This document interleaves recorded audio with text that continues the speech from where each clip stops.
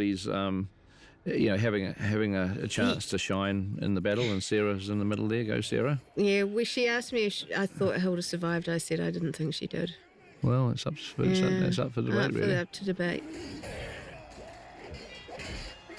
In the meanwhile, Dain is a one dwarf fighting machine, isn't he? Yes, he is. I love the big hammer. I've got to say that's about my favourite weapon in this entire movie. Out of all the choices we've got, is just something very satisfying about donking orcs on the head with a massive big hammer or a mallet, and Billy does that so incredibly well. Especially the sound effects are great when it goes donk and crushes the iron helmet too. This was Richard riding on a green barrel. This wasn't a horse or anything on here. He was riding on a barrel because we didn't really have something that could perform as the goat. Is it a goat he's on or a ram? I never quite think. I always get them muddled up. I think these are rams, are they, or goats?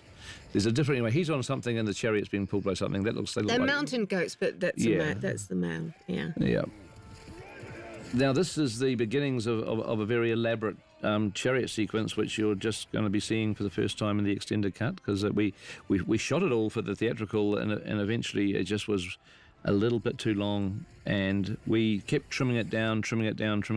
Yeah. And by the time it got to about 30 seconds long, like the really truncated version, I just said, you know what, let's just not have it at all, because I don't really like doing this to the scene. I'd rather just lose the whole thing and then have the entire scene in the extended cut, because sometimes when you keep shortening things down, eventually it just loses what is cool about it and fun about it. So here it is in its entirety, this chariot sequence that we created.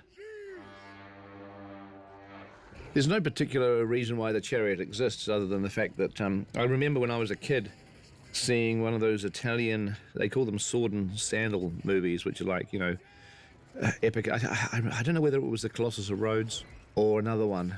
It was dubbed an Italian movie, and they had a chariot and they had these big knives on the axles spinning round, and I just remember watching that as a 7 or 8 year old at the movie theatre on a Sunday, and it profoundly affecting me, the idea of these spinning blades. And so really the chariot sequence only exists in this film as an excuse to get to do one of those sorts of sequences.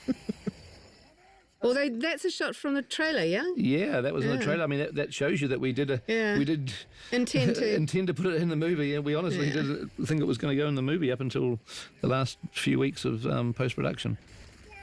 And, I like the idea that they're being chased by a troll who's just walking on the riverbed and just crushing the ice in front of him. And, I'd never really done much with ice and frozen rivers and lakes and all that before, and the films I'd done, not too much, and so it was refreshing to have this battle being staged with snow and ice around, because it gave us a few extra things to do we hadn't done before. Troll fight, excellent. Go. And there's Bofa, yep. Yeah. And we just had a lot of fun in the previs department, and the Weta Digital previs guys came up with some good gags for us here, different ideas of what you might do, because of course they've got a problem now because the ice has got a hole in it and their chariot isn't going to. They're fine. They created a troll bridge. Convenient. I know. Here come the wargs. And now the wargs. Very nice. Cool. Yep. I mean, this stuff here it's very it's unnecessary in the great scheme of things, which is honestly why it didn't make it into the theatrical. Cause, we've also lost Thorin. He's obviously well ahead of them. Well, he just is well ahead of them, and he's doing okay. But these are the guys who've got the problem on their hands. But at the end of the day, let's face it, we are only getting these characters from A to B. We're getting them from the floor of the valley in the battle up to Ravенhil, and so in the theatrical cut, we just thought, we can't really take this long getting them from A to B. But in the extended cut, because you're our prisoners, we are able to do these things like that. It's all right. It's good. I hope it's good. Otherwise, I'm sorry. I apologise. My goat riding days are over. Durin be with you, brother. I think that's one of my favourite lines in the film when he says, "My goat riding days are over." It's wonderfully funny.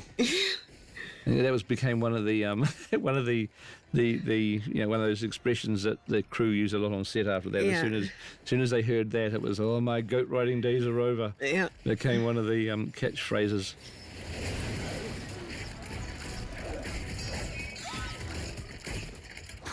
I'm too old for this.